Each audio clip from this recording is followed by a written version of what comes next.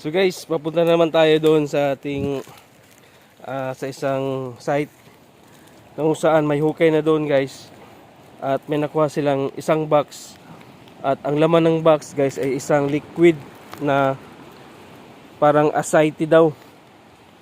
Tsaka binuhos nila sa lupa guys kasi hindi nila alam kung mabibenta ba yung liquid. Kasi parang daw, parang putik na kulay itim. Tsaka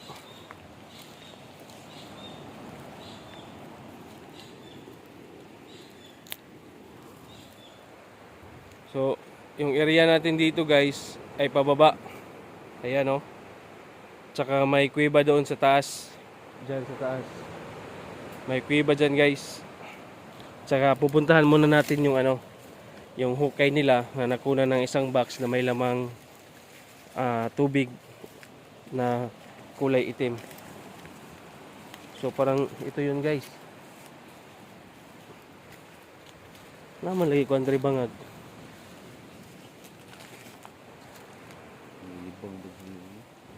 So dito guys,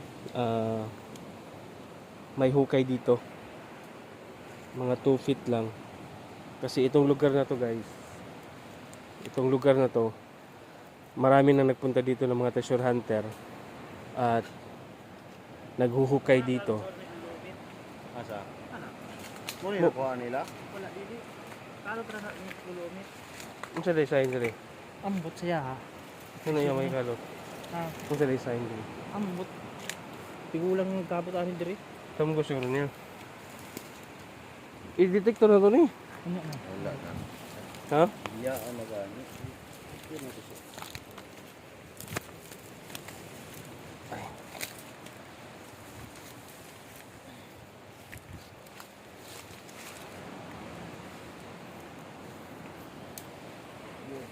Dito guys may naman dito.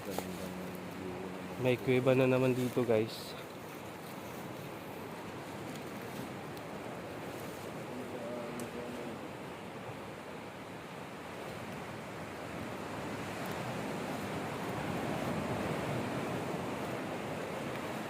Hirap ng daanan dito guys kasi mabato. Saka maraming mga damo.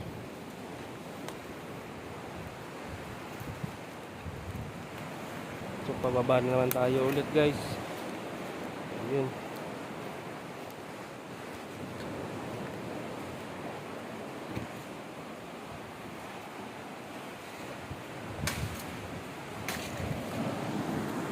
Bandang kanan natin guys ay may dagat na rin dyan.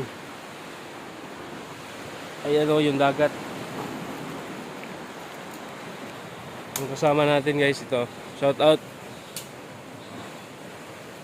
kay Dave. At yung isa natin guys kasamahan nandun. May dala-dala siyang anong tawag dyan boy? Laya. Dahil munguha daw siya ng isda. Pangkain namin ngayon. Pang lunch. So dito banda guys. Ayan mga maliliit na kuwiban dito.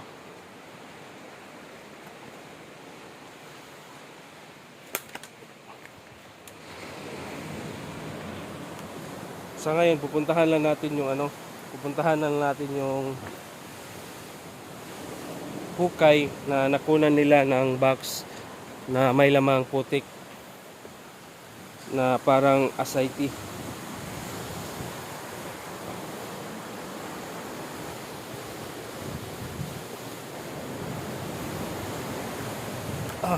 Hirap dumaan dito guys malalaki yung mga bato dito guys.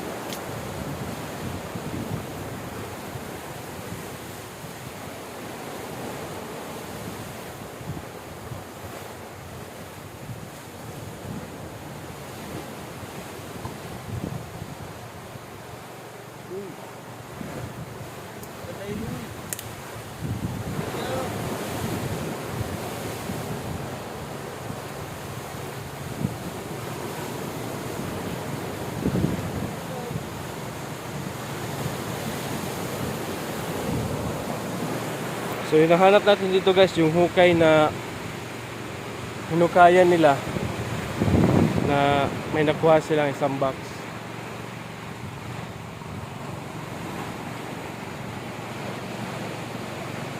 At nung nakuha nila yung box may lamang may lamang parang aside daw. Tsaka binuhos nila dito mismo sa tabi ng dagat.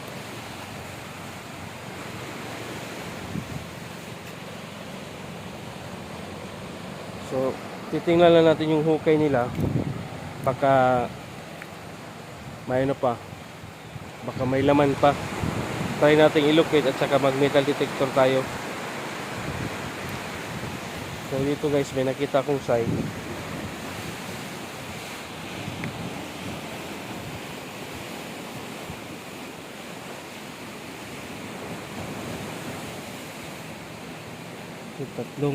Tatlong butas.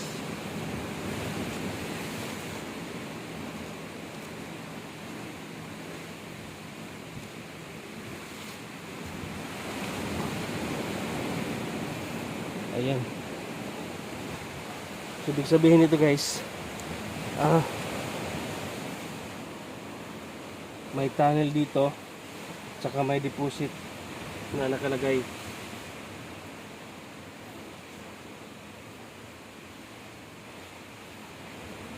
Ang daming antik.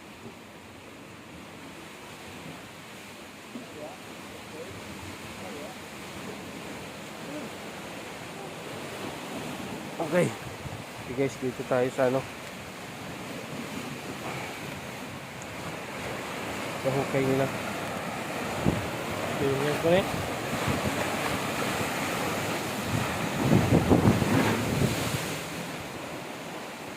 Grabe.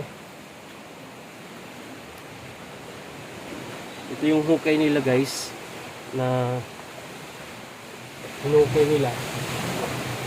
At dito may nakuha silang box na may lamang parang ICT daw na kulay itim. Tsaka binuhos nila sa tabi ng dagat. So grabe yung ginawa nila dito guys kasi ang tigas-tigas ng bato na to. Paano sila dudong? Simento kayo niya. Sino klaro? Klaro, simento yan, no? Oo. Klaro po ang ito ay isang simento. Kaso may tubig na lang ngayon. Paghunas nga niya, ya. Ha? Paghunas, taaban lang yun eh. Pag amin po sila nila, kaya daw po, upin mo dahil niya eh. Ha? Pag amin po nila sila, upin niya nila. Oo. Anong dali sila nakalat lang? Hindi naman ang, simento naman eh, kanina. Ano yung pugas ko? Pag mana, ligat man ako sa iyo. Manila ako ba?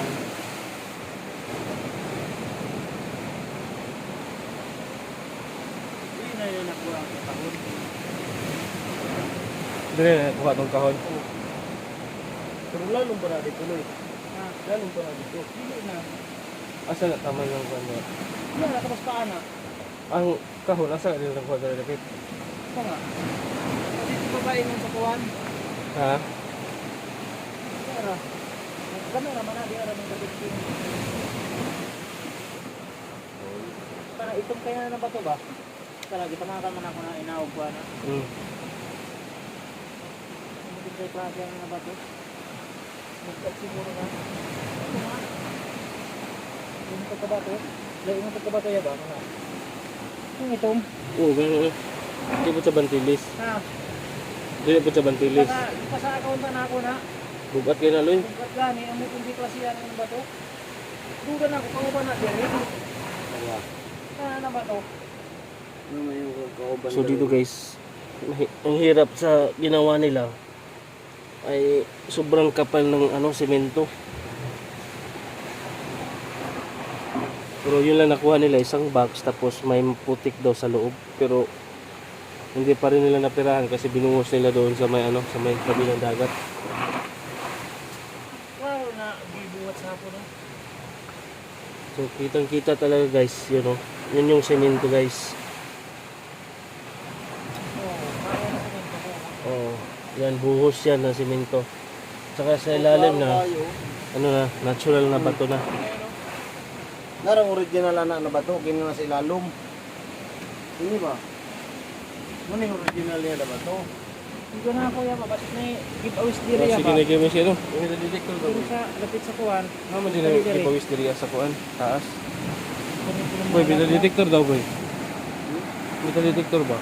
May giveaway sa atin Sige diri. giveaways ba? Na sila yung metal detector pag gamit ato. Kung naa sila, Ha? ambot kung naa.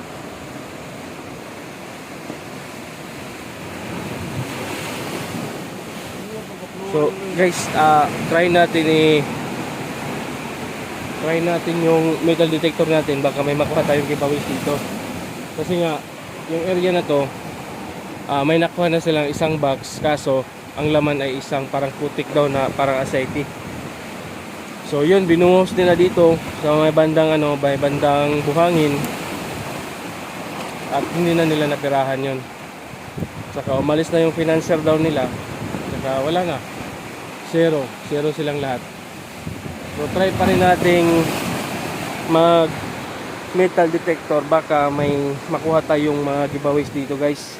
Kasi kapag yung butas positive, posibleng may giveaways yan sa labas.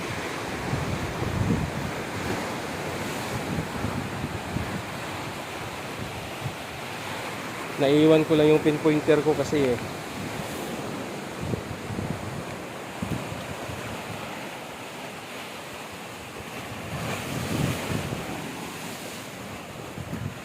So kaya daw nila hinukay yun guys, kasi nga napaniginipan ng may-ari, tapos dito daw banda sa ilalim ng kahoy.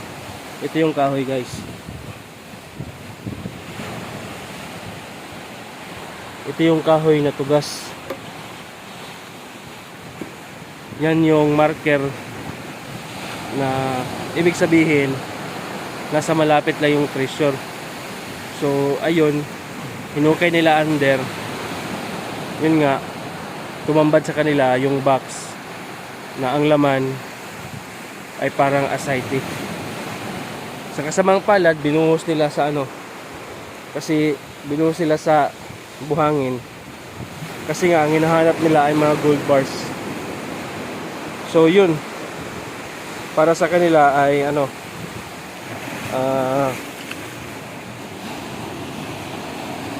para sa kanila ay walang laman, yung box lang. Pero sino ba ang maglagay ng box doon sa ilalim ng bato na sobrang tigas at may semento? Sino ang maglalagay ng box doon sa loob ng hukay kung hindi importante yung laman ng box? Posible namang decoy guys, kasi nga ang hirap sa ginawa nila. Sobrang kapal ng bato, sobrang kapal ng semento, at decoy lang ang ilalagay nila. So hindi.